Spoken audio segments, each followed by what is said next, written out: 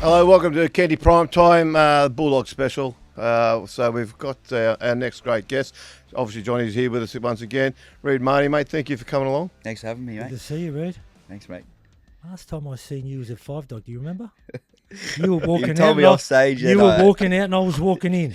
Nothing to be ashamed of, Reid. You're getting Yeah, a pedicure going. I do get my feet done. And get my feet done. Yeah, I go to the same place. It's actually good. It's quite nice. Yeah. It's tough to go in the first few times.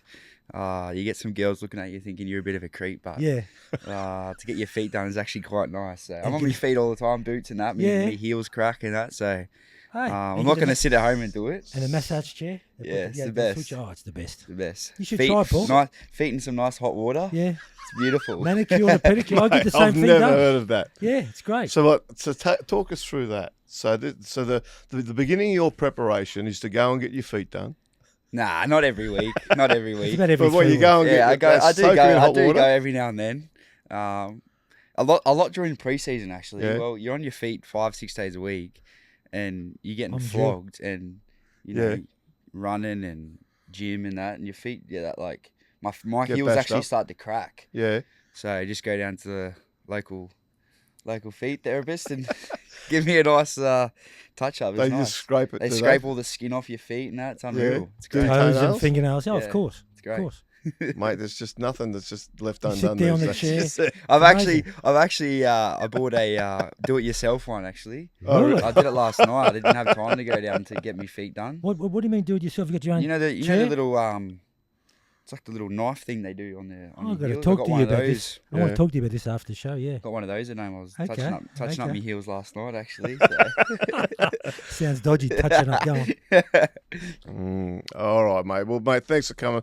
Look, we've been talking about the Bulldogs. Look, they're leading the competition at the moment, and in many ways, the recent history of the Dogs, the last 3 years, it's just been a bit of a. It shows what can be done in the NRL. A lot of teams, historically, West Tigers, for example, haven't made a finals for 11 seasons now. A lot of teams are historically down the bottom.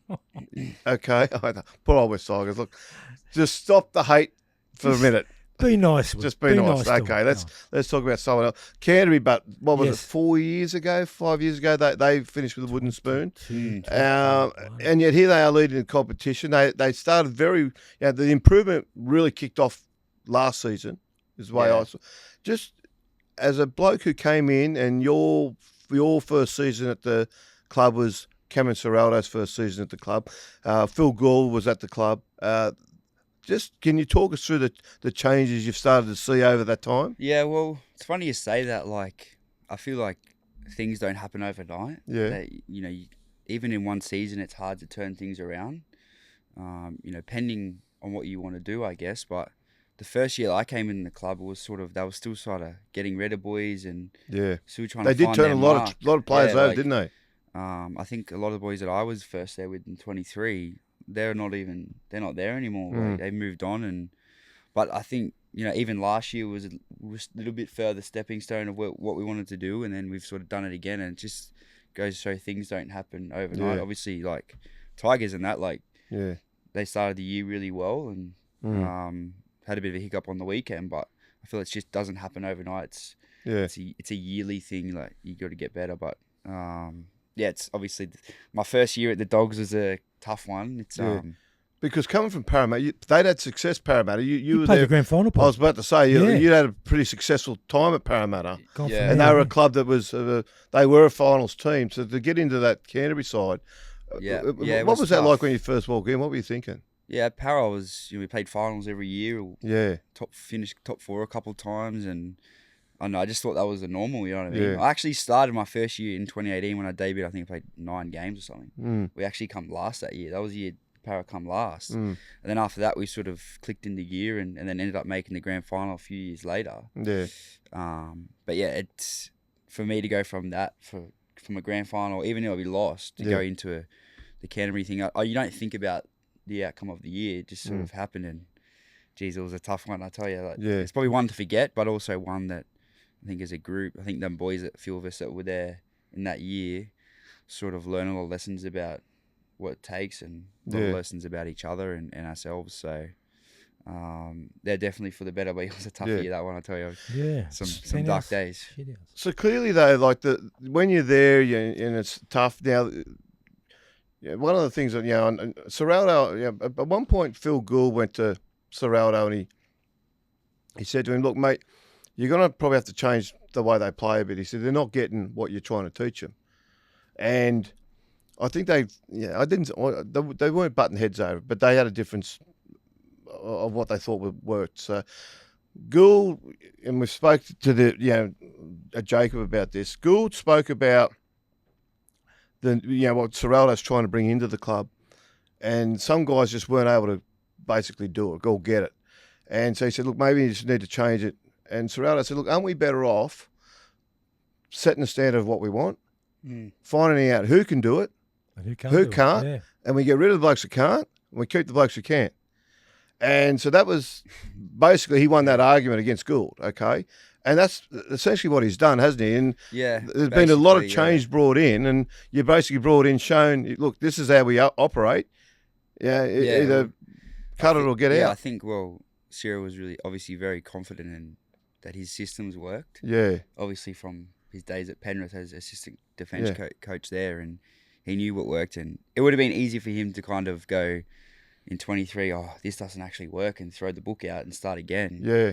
But he stuck to what he knew, and sort of, probably took us the start of the year last year we were pretty good, but then it was kind of the back end of the year that we sort of started to go. Started to click. It just started to click. Boys started to do the right things, and we started to do everything together, and sort of just transferred into our preseason and how we've started this year. But yeah, it's strong for him to say just to stick with it. Yeah. I bet probably sometime in that 23 year he thought maybe this is not working, but it just goes to show that it does work. So. When you came from Parramatta and you get into this other system, and as you said, you had success at Parramatta, so clearly things were working there for a bit. How different was the way you defend at Canterbury than what you were doing at Parramatta? Like, was it a big adjustment for you? Yep, definitely. It's the system we do now is hard. It's physical. It's what's the big difference in it? It's just about hard work and working for each other and all those sort of things. I mean, nothing's really different. It's just how we attack things, sort of thing. So,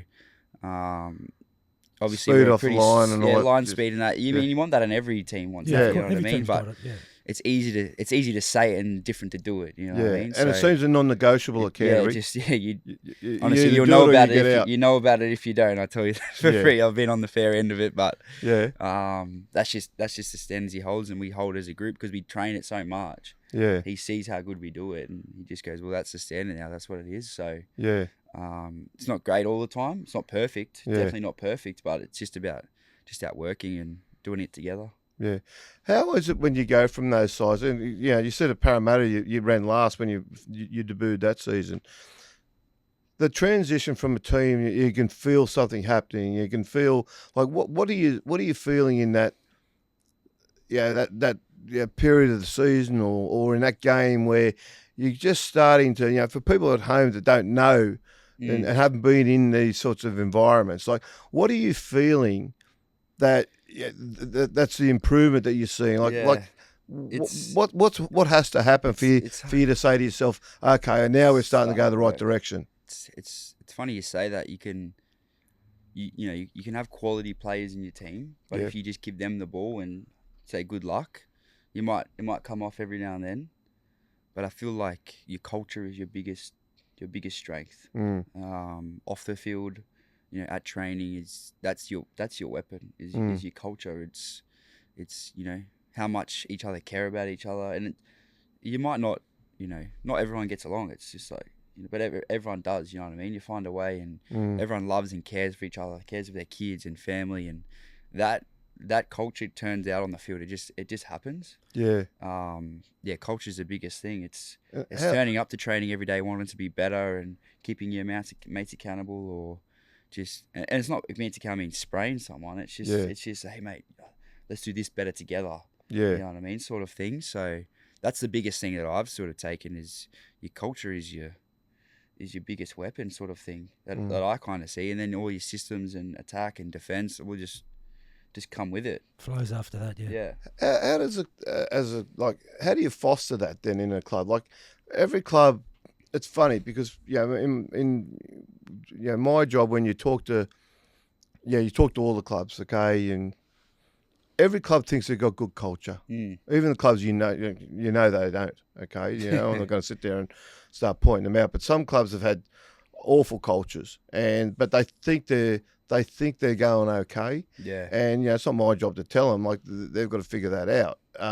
But then you do see the other clubs that you can just feel something about that. And to that point, you go back to all the great sides. Okay, like and I go back as far as you look at the South sides from the 70s, right? They were all great mates. Like Johnny Dragons. Sattler and like Lurch and Gary Stevens, and they were lifelong friends out of what they did as a football team.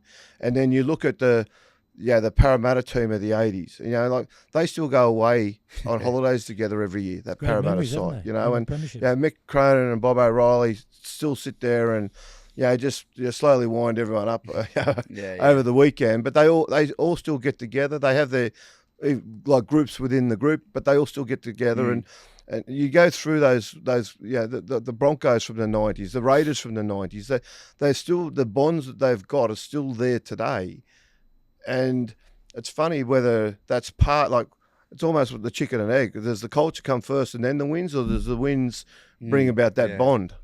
I don't know. I think it's You'd the never culture. know, I guess. Yeah. But like, I feel like when you're connected, and your culture's strong. Yeah. Your team is strong, sort of thing. Like, How do just you works. foster that? Like, but has the coach spoken about that? Like, is he that brings it up, driven? yeah. Like, and like, do you sit there and like, if you talk about looking after each other's families and kids and things like that? Like, is that something that you found that you've had to make an effort for, or that you've probably weren't aware of before that now it's brought to your attention? I guess you had that could conversation. Yeah, I guess like, you could say that, but obviously at the Dogs are a family club, and we have family days. We have the kids, partners and kids come to training, and captains run, like little things like that, where it's at the time it's completely meaningful, like lists. But when you get Berto's young fella running around, you're playing with him, like I feel that just builds just natural connection. And if you try and feed it to, like if you try and force it,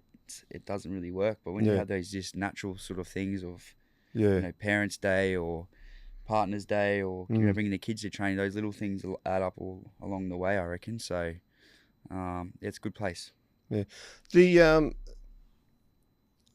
the bonds you have then as a side, you come together, and I think we've seen that in recent weeks. You had that awful first half against Brisbane, and you went away, you came back, you fixed it. Then you had another bad half against Canberra. I'm led to believe, when you at halftime in I think it was the Brisbane game, Cameron Ciraldo's been trying to keep your heads on the, minds on the job sort of thing. Yeah. And he said, look, everyone's been pissing in your pocket. Let's see how good you are now. Yeah. It was pretty close along them lines, I reckon. Because you had a pretty good month before that, and then it all fell apart in that first half. Well, I feel like Broncos probably played the best half I've seen them play for a while. Yeah, they have, yeah. I think that's credit to us that teams have to be at their best to try and beat us, sort of thing. And we weren't great at all. We were pretty terrible. It just goes to show other teams have to be at their best to compete against us, and I think that's credit to us, sort of thing. But the halftime speech wasn't. Ciro's not a guy to go in there and absolutely go berserk. Yeah, he's not abusive.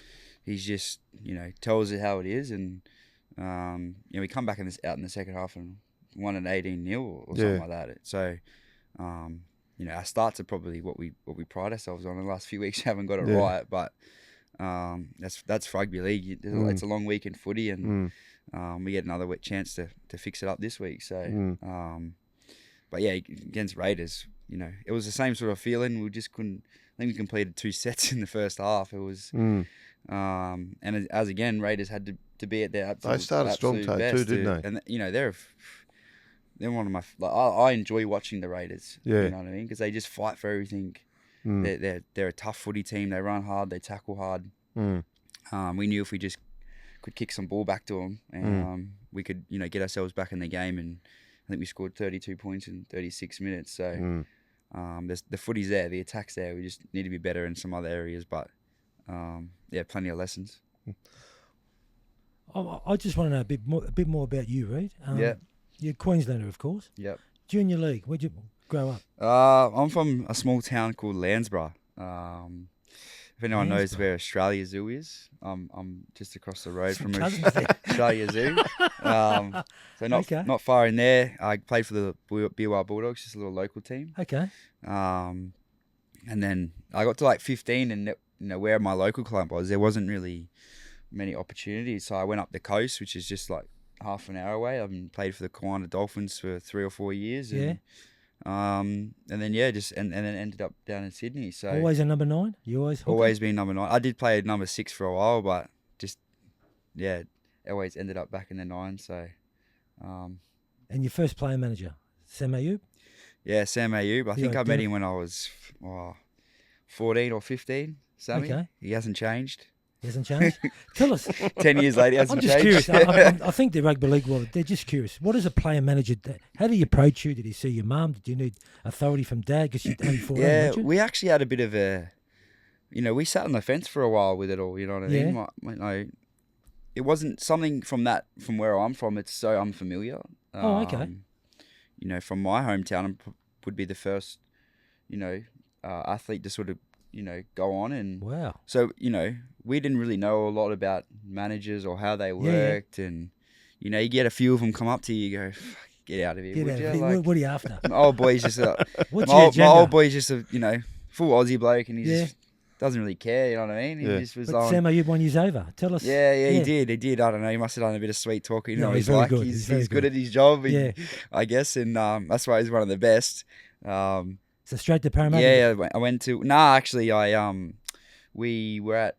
I think I was 15, and took a year or so to convince us. Really? Yeah. We kept saying, "Oh no, I don't think so yet, mate." And I had no idea. I just kept playing footy, and I was only a kid. I didn't really. Honestly, I didn't really care. I was playing footy and just loving it. And then I actually signed with the Bulldogs when I was 16, and did a what are they called? High performance squad sort of thing. And they still do them today. There was a bunch of 20 kids or so in the school holidays. They come down for a week and they do a bit of training and come watch us train and all that sort of thing. And I was one of those kids once. So pretty crazy. I remember, I think our trainer was Damien Cook and Sean Lane in the NRL squad. And it was pretty crazy. And then I ended up playing with Sean Lane. With Sean. Just crazy Damien Cook, little journey. So I finished school up there and then came down and played SG ball, and I was Bulldogs? For the Bulldogs. Yeah. I lived in the house with Viv and Sauce.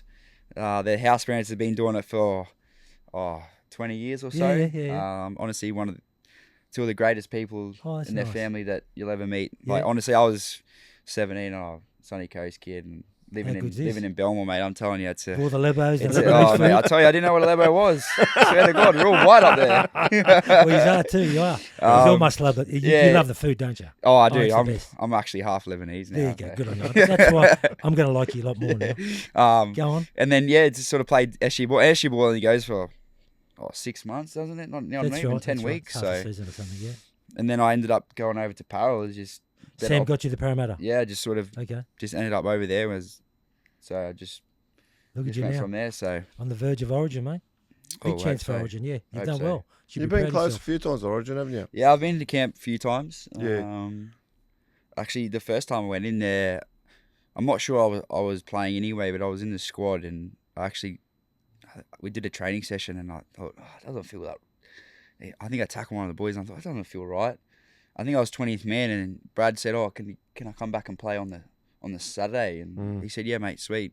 And then ended up 2 minutes ago, dislocated my shoulder. I was gone for 6 weeks. He was too, yeah. And then the Origin game after that, I think there was a couple of injuries and probably would have played. But and then I went, obviously, when you go into those camps, you don't really know until you're in there how much it actually means. You know what I mean? And urge to get back there and actually play. Yeah. Um, I tell you what, it's a bit of a tease though, isn't it? You get in there and, mate, it is. and it not is. actually getting on the field yet. Yeah. So, Yeah, it's. like, I you was did- there you- last year, and obviously Harry was Yeah. a bit injured, so I was sort of on the fence, and I just had to be ready to go, sort of thing. But yeah, it's great. It's a great few, Yeah. 10 days or whatever, and Yeah. it's. You wouldn't be It's, out of you place. get you mate. get the likes of Goody come in and that, and I'm telling you, he puts goosebumps in the back of your head. Like the way he talks about being a Queenslander is pretty crazy, man. He's. I remember he came up and he was almost in tears. Like that's how much it means to him to be a Queenslander, and it gets you fired up. It gets you fired up. So I definitely want to, get back in that squad or even play one day. So it's the pinnacle. You wouldn't be out of place. That's for In sure. '95, when Fatty was coach, okay, the famous '95 series, That's the Super League, was it? that was when those Super League players Yeah. got barred. The Brisbane players and Canberra players and that all That's got right, barred. that's right. So he had Fatty's Nevils, as they were called. They were never. And mate, honestly, they were how they won that series is not only won it 3-0, but how they won that series is beyond. But at the start of that, and you're too young to remember, but it was such a bitter thing, the Super League war. Like lifelong friends were just no longer speaking, all over that. and all over money. All over money. Yeah, I've But heard a little bit about it that. just tore the game apart. And Origin was the jewel in the crown of the game, and it was one of the things that the ARL had against Super League, and in the argument, and so they barred all of the players that had signed Super League. for that's right. Super League from playing in that series. So they picked, and the famous one obviously was Ben Iken. Ben Iken. He'd only played 2 or 3 first-grade games. He was 18 years old, still the youngest player ever in Origin. Is he from Gold Coast? From the Gold Coast, and they picked him. But they had guys there who, you'd never. Adrian Lamb was the captain, and a lot of guys in there who probably would never have played Origin at any other time. And one of the first things Fatty did was he called the players in, sat down, and he spoke to them about what Origin means and how important it was. And even though they were unheralded and were probably, like without Alfie and all the Broncos in the Origin, No superstars. there was no superstars there. And he said, but you're still Queenslanders. And he said, we're still here to win the game. And he had Chris Close there. And he said, I want Choppy to get up. And he said, I want him to tell you how important it is to be a Queenslander. And he got up in front of the crowd, the group of players, and he looked at him, and he started to quiver. His bottom lip started to quiver, and then tears started coming down his face. And He's a grown man. he choked up. He couldn't talk. He was so choked up about what it meant to be playing for Queensland that he couldn't actually speak to the players. And in the end, he just walked off without actually having said anything. Pretty cool, powerful. And Brutally honest. and That's that's and I remember talking to a couple of blokes, including Iken, about it, and they just said, "Mate, he said nothing, but it said it all." Yeah. It just that the fact that he was so emotional, just told them all, just underlined to them, and really sort of drove home how much it meant. Yeah. And from that moment on, and you talk about the players coming in now, and it's something pretty special. Like, obviously, we'll never get there, but it must be something to be cherished, I imagine. It's a great week, and everything's about what's best for Queensland, I guess, when you're in those camps, and it's every kid's dream to run out there one day, and we'll see. Yeah, We'll see. you just got to keep chipping away, haven't you? You do, mate. You do. You just only our control is playing well on the weekend, really. Yeah. And the rest could take care of itself. So Yeah. looking forward to it. So Harry's been named on the bench this week, hasn't he? He's got to get through that hamstring, so it's going to be. Paul, I dare say, even if he doesn't play this week, I think he gets picked, Harry Grant. I think he'll get. No picked. respect to you, Reid, honestly. No. Disrespect. No disrespect, sorry.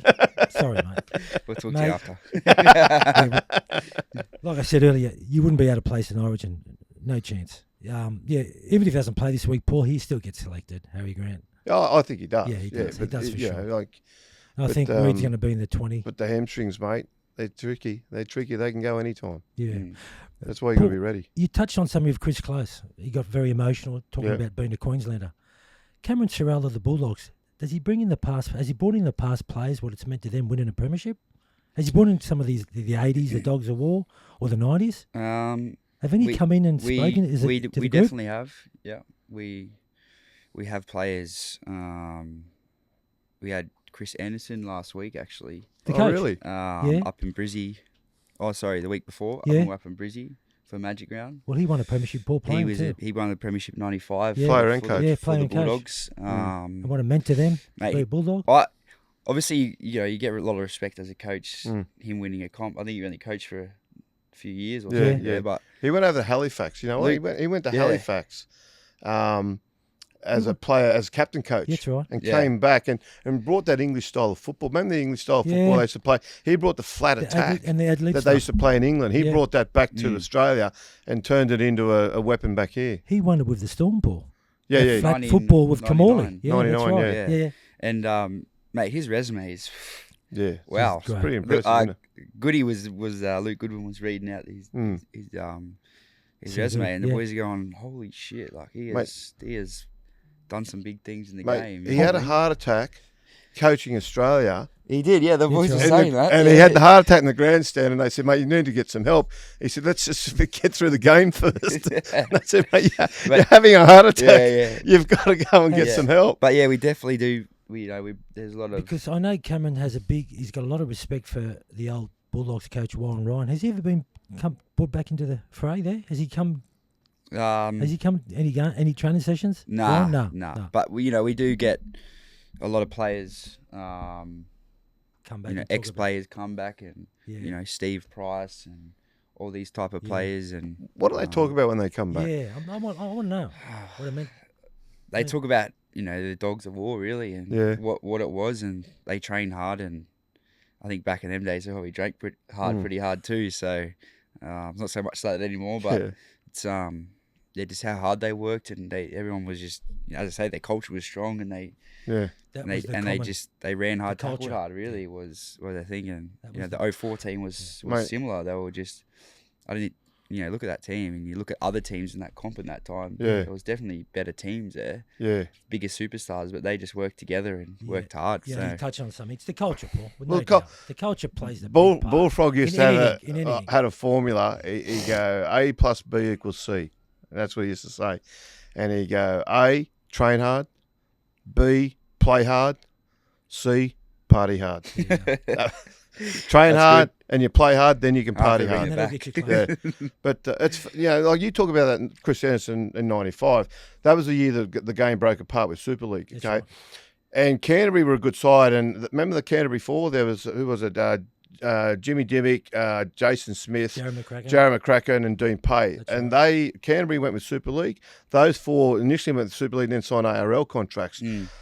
And when they told Chris Anderson, they told him at the Leagues Club one night, he kicked a chair and it flew across the room. And it tore the club apart. Mm. Absolutely gutted them. This is why Canterbury, I think, are a special club. They lost, started losing games, and they were a better side. They weren't the best team in the comp, but they started losing games. In the end, Anderson, and I dare say with Bullfrog's advice, but he called them all in and said, right, boys, he said, because they were all bitching at each other about Super League. And every time everyone got together, that was the conversation. And that was everywhere in the game, to be fair. Of course. But he said, right, we're going to forget training on Monday. We're going to go to the pub, and we're going to sit in the pub. And he said, we're going to have a beer with each other. And he said, the one rule is we don't talk about the Super League war. You talk about anything else, but you don't allowed to talk about the Super League war. So they sat there, and this is old-fashioned coaching. You do it now. Everyone frowns and you can't do that. You're upsetting someone. They sat there and they had a beer with each other. Yeah, no one acted like a mug or anything. They just had a beer with each other. But the golden rule, not allowed to talk about Super League. They got past it, and that sort of brought the bond back together, gelled them back together. And from that period, they went on. I think they finished 6th or 7th or something like that, but they went all the way through and won the comp. And mate, they won that comp, just bashing everyone. They did. And remember, you were playing back then, weren't you, Johnny? Were you playing What did- 95? 95, no, I was doing a nice nine-month holiday. Oh, all you were expenses paid. living in a gated community back then. Yeah, gated right. community. I don't think Reed knows what that is. It was at Oberon. Very good, very good. Okay, All but expenses paid. you go. It is. Yeah, some clubs try and go back in their history, mate. They don't have much of a history. Canterbury is a history of success. Yeah. And you can see that they're trying to I would dare say find it, because I do think it was lost there for a period. I think they went through a period there, even probably when Des was coaching. Even though Des had success, I don't think Des was really a Canterbury guy, and the old Canterbury way sort of drifted away from the club a bit. And even that, again, with due respect to Des, they had success, but it wasn't the Canterbury success. And I think this modern version we're seeing right now has refound that a bit. They look like they're going back to the old Canterbury mentality. Yeah, no, it's great. Like, to have some old players come in. You obviously got Terry Lamb walking around. He still works for the club. He's honestly one of the greats. The boys love him.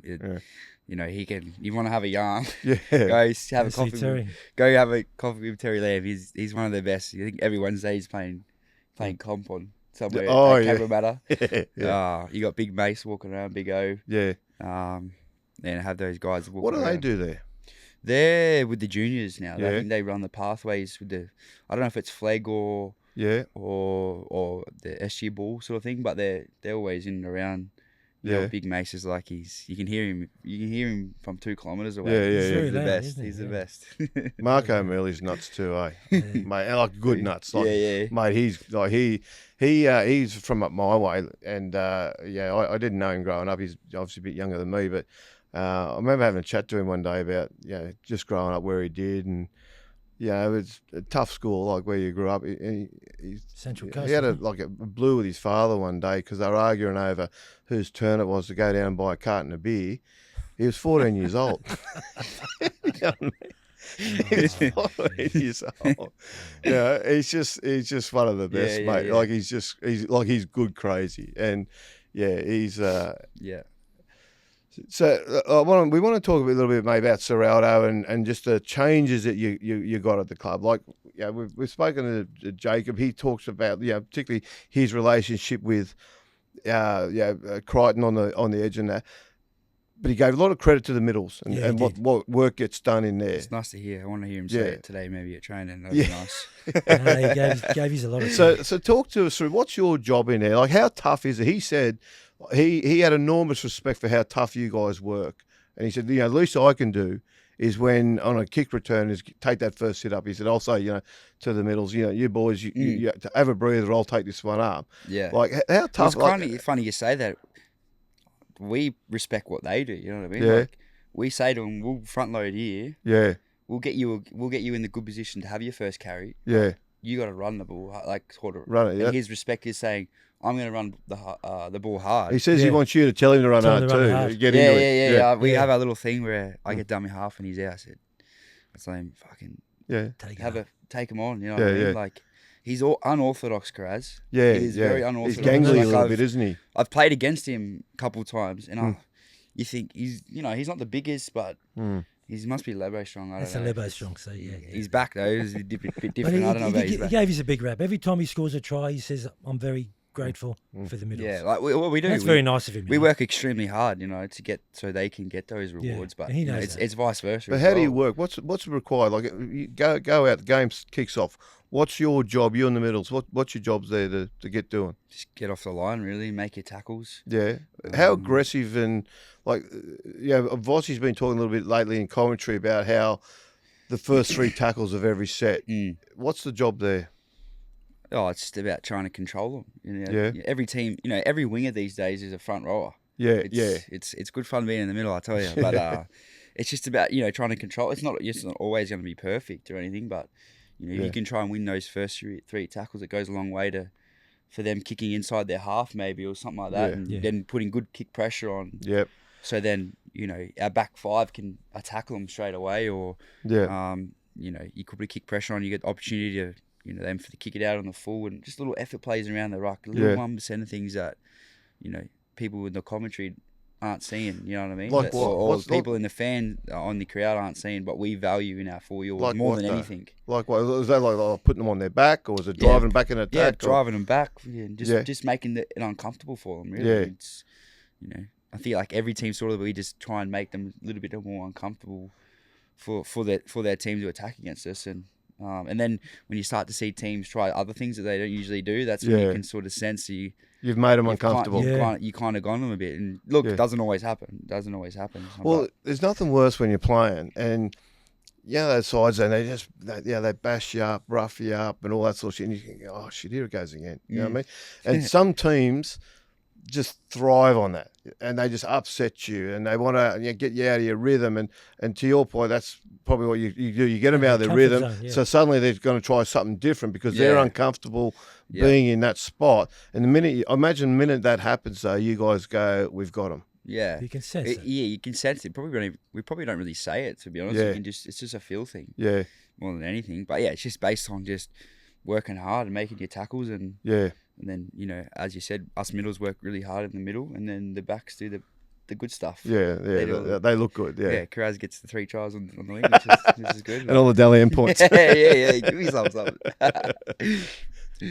Teams like the Bulldogs are running first, Paul. Yeah. The teams that come to the bottom.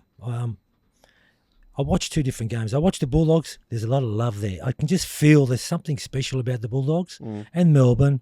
And the teams down the bottom, there's not much. You can just, they're playing like they're not loving each other. And that's that love that comes from off the field. It comes from family. Because Jacob was talking about family days. Yeah. And you bond and. Yeah. Well, we had something a few weeks ago that I feel like I've been around a little bit. And, it was parents around for the club, and every parents that could make it or that are still with us that like came down, and whether you're from North Queensland or Sunny Coast or into Sydney, I think there was 40 parents that were there. Wow. And without them, without my parents, exactly. I'd be still at home, not doing much. So did you have this at Parramatta? Oh, I can't remember, mate. It was a while ago. But every club has their little touch. Of course they do. Every club has their little touch and things. But just little things like that. We value obviously, but as players. But my mum actually was like, "How good is this?" You know what I mean? Like, she goes, "Thank God, I'm being appreciated." Not that she wasn't ever not appreciated, but acknowledged from the outside, not just from me. You know what I mean? That my old boy was just thinking, shit, free piss. So he was happy. Good on him. And of course, the Lobo supporters, Paul. They're very good, aren't they? Absolutely nuts. They're so staunch, aren't they? Nuts. Yeah, they're so yeah. No, we love them. They're great. Honestly, you've seen generous. Oh, very generous. Yeah, too generous. But you see in the streets after games, it's round 8 and they've packed it out. It's like, go on now, just give it a break for it's only round 8. But Paul, seeing you things wouldn't have it any like other that, way. seeing things like that, you're too scared to fail. Yeah, well, yeah. You don't want to let them down. That plays a big part. Supporters play a big part in any side, any team. Oh, you just don't want to see them. You don't want to upset them. Yeah. How much fitter are you now than when you were playing at Parramatta? It's hard. It's all the same, I think. It's same but different. Yeah. You know what I mean? Like just stuff off the field, I think is important. Yeah, you fit at any club. Every team's fit. You know what I mean? The fittest thing you can be is between the ears. Yes. Yeah. The mental what work stuff. gets done there then? Is it just the repetition of training? Like, what's he do to sort of keep you?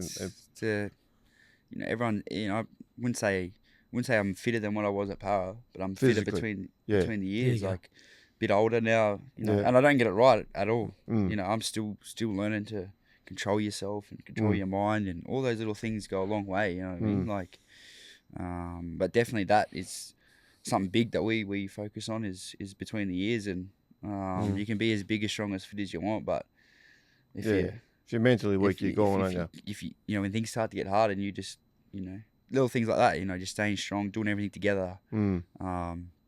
It's definitely a big way is between the ears. Goes a long way in footy, I tell you. So when you I love when he said between the ears. For example, like 20 at half time, what would if I was a kid or whatever just coming through, I'm thinking, geez, no chance I'm coming back to win. Can't get that. Yeah. Now at half time, we got in the sheds, come down and said we're going to win this. What did you say? Like, talk us through that. Like, how did you? Because that's a very hard thing to do, is to have that adjustment, because everyone has good intentions. Yeah, of course. Okay. Yeah. But to actually go out and actively do it, and particularly as a team, sometimes one guy might turn his game around, but if the whole team seems to be off, which you have been last couple of weeks, It's very hard as a group to turn it around. You've been able to do. Didn't quite get back there against the Broncos, but you did get the ground back against the Raiders. Like, how do you adjust? I feel like, footy's about lessons and learning from them, and we got to halftime against Broncos, and we sort of looked at each other and went, oh, maybe it's a bit far out. You know what I mean? Yeah. We didn't have that. As soon as we got together in the sheds, we didn't look at each other and we're going to come back and win this. Yeah. And we learnt that we went out and scored 18 points. If we didn't give up so many tries, we were in the mix of winning the game. And then legit same thing happened 2 weeks later. And obviously we weren't great and we need to be better the first half to go anywhere in this competition. But for us to walk in and just go, we're going to go out and just win this game. They were accountable. And you probably too got something out of the Broncos, given the fact that you came back so well against the Broncos. That probably sat in the back of your minds, I dare say, against the Raiders, thinking, well, if we can do it with the Bronx, we can do it with the Raiders. Yeah. And it's not a bigger, they don't have as big a lead as what you take Brisbane confidence had. Out of So. it. You do. We actually didn't win the game. We weren't great in the first half. The second half, there was glimpses of, if we just do that well, then things can happen. And then, we weren't great in the first half against the Raiders, but we knew half time we just had to tweak a few things, and the game completely changed on its head. Which is basically just getting through your sets. Yeah, we just had to kick the ball back because we completed 2 sets or something ridiculous, which it was enough to lose 4 games, let alone 1 game. Possession. So, crazy how footy is, mate. But they were getting in your face a little bit too, the Raiders. Like, they were pretty aggressive, weren't they? They're a big team. They're a big team. And they're just like big and athletic and strong and young. Yeah, like they go well. They're like feral dogs, aren't they? They go really well. They're going to be a good team this year. Yeah. Definitely. The in your own game, you've copped it like a bit this year with all the, I can't remember what it was. You sledged someone. Who was it? It was a bit more than that. And the tackle, Have you changed at all, or people just think you changed? Probably settled down a little bit. Yeah. Do you like sledging? Yeah. It's okay. Of course he does, Paul. Otherwise Of course you you do. do, but I can't say it. Gets me in the game. Yeah, it does, Mentally it gets you going, doesn't it? Makes him play better. I'm not sitting here saying, walking past you going, you're a dickhead. Yeah. I don't do that. It's not that. No, but I actually quite appreciate that part of the game. Like, I like what that. happens on the field? It's I remember you can take it too far. Look, I definitely have before, 100%. I put my hand up. Yeah. But it's a good part of the game, that. It's You know what? It's funny you say that, because you'd be surprised the amount of stuff that actually is said on the field, and you'd be surprised at some of the people you wouldn't pick. You know what I mean? You go, geez, that just come from you. You know what I mean? Like, scrums are quite funny. Yeah. Scrums are funny. What's the best you've heard from a scrum? That you can tell us. I know there's a few relatives get called in on scrums. Honestly, there was something on the weekend, and I can't remember. It was pretty funny. I can't remember what it was, but I was at the back of the scrum. And I started giggling to myself a bit. There was, the forwards were having a bit of a chirp. I remember Ricky Stewart told me a story once. So he was playing West Tigers, I think it must have been, and he was driving to the game with his wife, and he said to her, I'm going to get in a fight today. And she's like, what? What's happened? No, What's wrong? Don't. And he goes, no, I'm not going to do anything. He said, I'm just letting you know. And he said he got out there, and game started, and he said he just started going at Craig Field the whole game. And he just in his ear. And he said, in the end, he said, feels he done this bad kick, put it out on the full or whatever. Anyway, they got in a blue over it. There was a scrum soon after, and they got in a blue at the scrum. Fields, he's whacked him a couple of times. The referee's gone in, mate, striking 10 minutes. 10 minutes, yeah. So that was the fight. But he said, as soon as he got off the field, he turned around and he looked at Matty Sears, who's Craig Field's cousin. He said, what about you low bar? I said, mate, you're letting your cousin go out one out. You should have been in there backing him up. And so he just started getting into Searsy after that. Next one, Searsy got hold of Ricky. He gave him a couple as well. Referee 10 minutes. They were good players. The West Tigers were down to 11. Good players. So Do players take it personally? Like post game, no one's come up to you after the game and said, you're a low. Why'd you go there for? No, not in my. So what happens on the field stays on the 100%. field. Oh, that's great. That's I'm not going to sit there and. what's his name? Hedrington Yeah, he did. Oh. Yeah. He was Yeah, I a don't know what. I actually don't. In the tunnel. Yeah, Both got sin bin. I don't know what happened. That was day. out of line. That was out of line. I But that wasn't after the game. Oh, he was. Everyone. But what gets said? What gets said? On the field, leave it there. It's stay. But I'm big yeah. believer. And provided, look, I heard an AFL coach talk about this the other day when there's Long a as bit it's of an not issue below at the the belt moment in too the much. AFL. Yeah. He said as long as what you say doesn't breach community standards, Course. so to speak. So Yeah. you don't get racial or you don't get No, you can't. homophobic or whatever. No. As long as you don't sort of go down that route. Yeah. Usually it's pretty good. Everything Just else is say- pretty fair game, It's but just some tongue of in it's good. cheek. It's That's just all. you're You a can't dickhead play. or You're hopeless. Yeah, Yeah. or take the piss out of when nice they make kick, a mate, mistake. you dickhead, or Yeah. something Yeah, like, yeah, little things things like like that. that. Yeah. No one really goes and says anything. It's not intentional. Oh, mate, back in the old days, mate, nothing was barred. It was, mate, some of the stuff that used to get said. Yeah. Like, honestly, blokes should be getting locked up for it. Oh, I can tell some stories, but this is not the place. This is Yeah, not the place. but you would have. Can you think of who was a good sledger? Like you had all. Oh, the Benny good ones. Elias was very good. Benny was a great Yeah, sledger. he's very good. He's one of the best, Benny. Benny, mate. Western Suburbs, when I played at West, I had a lot of clubs, mind you, Reed. You weren't even born. Yeah. But Western Suburbs, Ian Sherbert, when he was captain, used to sledge. Oh, did he He really? was very good at it, yeah. Name drop. The and old sledge. salary cap auditor. Yeah, what about him? Yeah. Yeah. I think most of the captains used to do it. Tugger was a good sledger. Oh, he was a master at it. Yeah. Yeah, master at it. Tugger used to get just going like that, mate. Yeah. Benny used to get Mario going. And mate, poor old Mario. Mario fell mate. for the trap. Mario's the most sort of upright, upstanding citizen. And the stuff Benny, I remember talking to Mario one day, and he'd go, Paul, you just can't say that. You know what I mean? He was so frustrated by what Benny used to say to him. And mate, he used to just lose his shit, Mario. He'd just go into scrums basically ready to fight. But Mario just could not believe the stuff that Benny used to say to him. Benny got him sent off by biting his hand. Went to the referee and said, he's just bit me on the hand. The referee said, don't put any bad thoughts there, Paul. No, we don't want any of that. Don't put that one in, mate. there's an Tell, art, tell the story anyway. No, well, he just It's did one he hooker to another. Bit his hand and then come out of the scrum, and he said to the referee, he said he's bit me hand, and the referee looked. There's bite marks on his hand. Yeah. So Benny he bit called his own Mario. hand. He called Mario out, and he said, "Oh, for Mario's goal, Didn't even bite him. I didn't do anything." Benny bit it himself. Don't put any bad thoughts. Benny in. said, I think he actually told Blocker before he went in. He said, Yeah, "Watch this." Watch this. Yeah. He bit his hand, and then went in the scrum, came out with a big bite mark. there. Yeah, you can get away But with that. stuff, but the trick to the trick to the good sledge is you got to find just that little thing, like that little personal touch to it, don't you? I Like think that, it's a that compliment to the little other player. thing that just Yourself? gets them off their game a bit. Yeah, a if you're little trying bit. to sledge the opposition, I think it's a compliment to the player copping the sledge because you're in fear of him. You're worried about him. He's a good player. Yeah, but well, a lot of guys just do it, John, because it's just their game. Like it gets you going. It You gets, know, A little bit, yeah. it gets does. mentally you're sort of. Gets me in the game, yeah. Who else is a good sledger in the game now? Oh, Is there anyone you look forward to coming up against? Yeah. To sledge Will you with? compete against? nah, not really. He's not There going is. to. He's not going to name him. Yeah, it's funny you say that. Like, I feel like the mates I verse, Yeah, we're the ones like yeah. my mate, individual. good mate Nathan Brown. Yeah, Obviously, I was at Parra with him. Yeah. We played him last year. Me and him were into each other. yeah, It yeah. was It's pretty respect. funny. He It's was respect. Yeah. Yeah, it was. Yeah. And then like we're best good, Yeah, like, yeah. really good mates. So it's he calls me all sorts of things, and Does he? It's really funny. Yeah. Now, Reed, It's good. I bring this up often. Headgear. Paul's not going to like this. Headgear. You wear the headgear, of course. Yeah. Does it protect? Obviously, doesn't protect your ears, does it? Yeah, No. look at my yeah, look at it. No.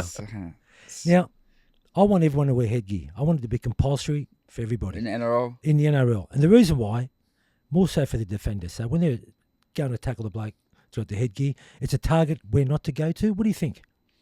Do you cop it's hard many because high tackles? It's probably not the best thing to say, but like I feel like You wearing headgear now. Do you cop many high tackles?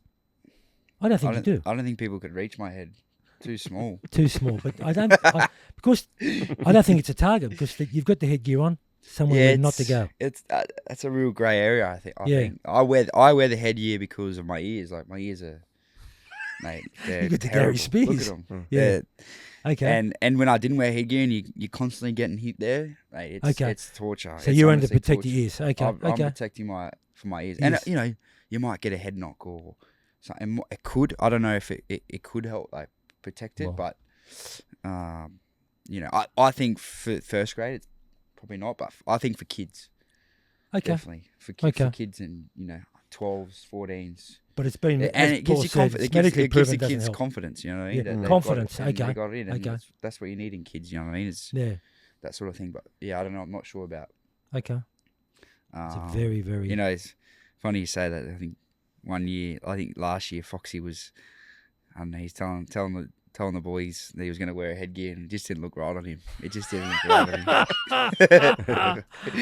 Josh. Wingers with headgears on. No. Nah. Mate, Eric Roach used to wear headgear sometimes. Yeah, he right. did. Back He in did the too. day. He did Yeah. too. He's the only wing I can remember Superstar. Yeah. that can wear it. Yeah. The mate, how does the rest of the season look for Canterbury? Do you think? Like, you're travelling well at the moment, okay? And my understanding is that Cameron Ciraldo and the staff have been very heavy on. Don't get ahead of yourselves. You've won nothing yet. There's still a long way to go. And to be fair, it's a club that's on the improve, right? But how do you just manage the rest of the season? Like, yeah, it's probably a bit of a hard one because you want boys to sort of enjoy it. Yeah. Because you know how hard it is to get that in the first 10 rounds. Like that is so hard to do. You know what I mean? To be 9-1 in the start of the year, it's honestly like not unheard of, but it's tough to get there. It's tough to do it. I think to enjoy it is one thing. Yeah. To enjoy the journey, they got your fans, everyone's loving you. I feel like sometimes people push it aside and go try and hide it. Yeah. And then you get to the big games and you shit yourself. Yeah, fair call. It's about, yep, sweet, accept it. Yep, we're going great, but we're not actually. We can be so much better in these areas. We do, and it's the work you do Monday to Friday. Yeah. So how are you know what I doing mean? that? How are you keeping that balance between, okay, we're going really, really well here. Yeah. And everything is looking good, and we are really shaping now as a premiership threat.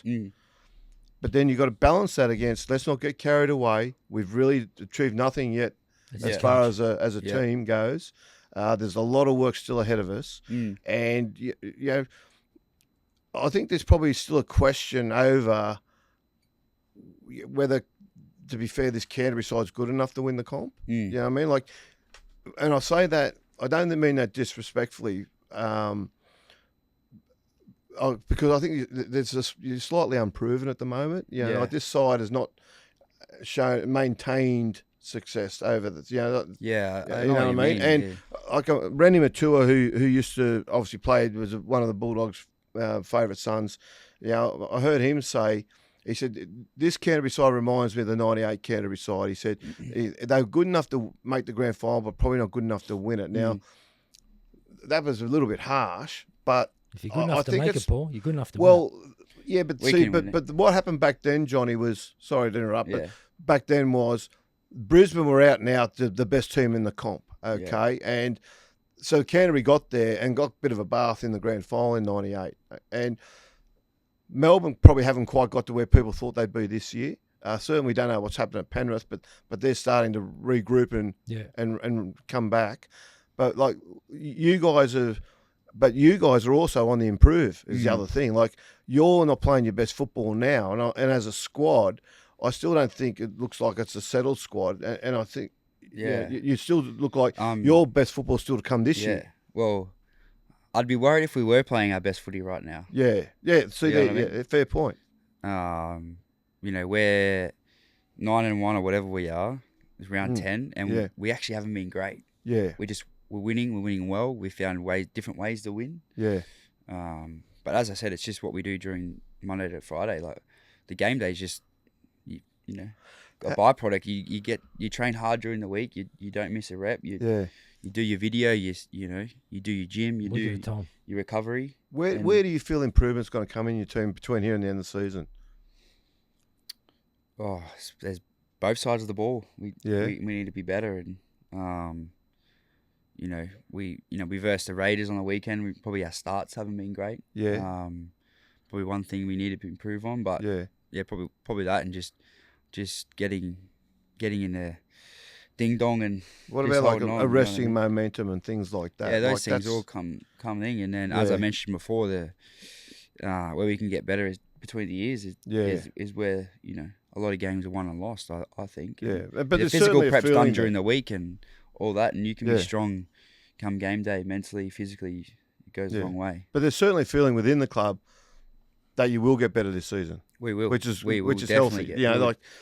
get, That's where you're at now. But I don't think where you're at now is where you're going to finish. And provided you everyone keeps level-headed, you're certainly going to improve still.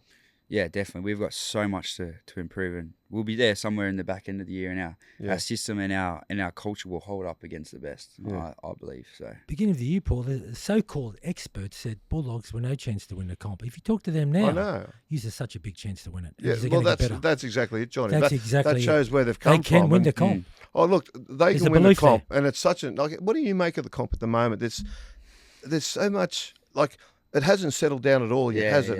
There's usually a separation after about 9 rounds, Well, that's it. You're seeing great halves of football. Yeah, You're seeing some teams are going on, little short spurts of playing well, but it hasn't settled down where you can look at a game and fairly reliably predict what you think's going to happen in the game. I think that's a good thing as well. It's a great thing. He's loving this. The league not for coaches, though. Not for coaches. Not for coaches. See, not for they're different cats. The coaches, mate. They're different cats. But I think that's good for the NRL that 17th place at the moment is not just really the worst team. No, you know what I mean? Well, that's Parramatta, and they've been playing pretty well.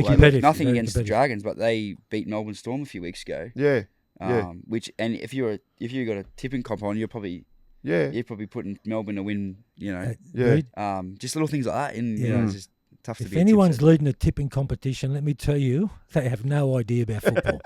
It's funny you say that. There's no idea. My missus is a tipping comp with her work, and she's leading. The lady, no, she's not. Oh, I was going to say. Everyone thinks she get the inside scoop from me. I said, no, I have no idea. We did this.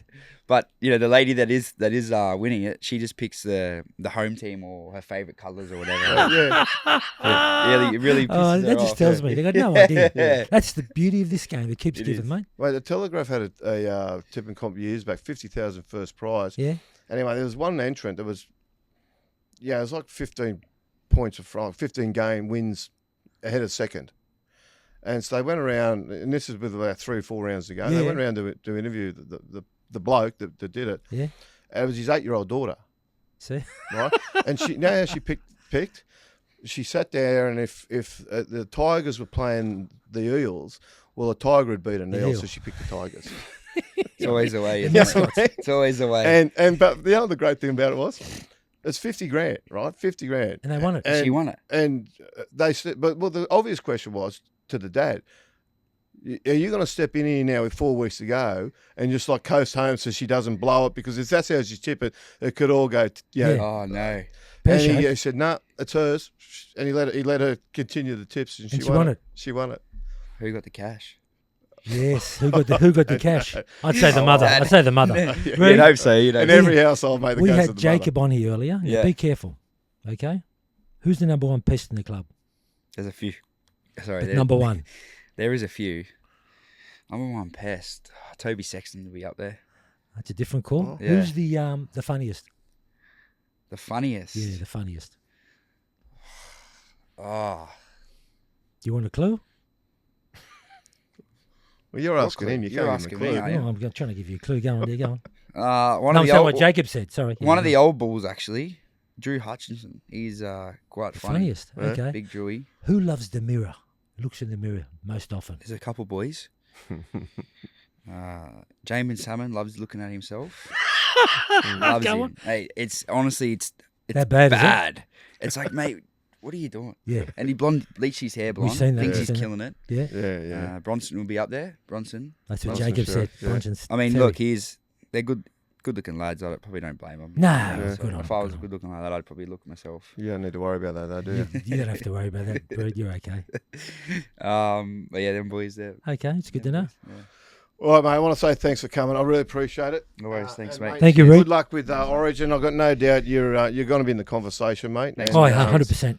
Look, we don't wish ill will on anyone, but if something happens to Harry, mate, we know you're going to do the job. Yep. Thanks, boys. Cheers. And all the best with it. And Paul, thank you don't for forget, coming on. Book me next time for the And manicure. mate, I will say pedicure. those nails do look magnificent, mate. For for a rugby league player, Hooker. I tell you what, they look.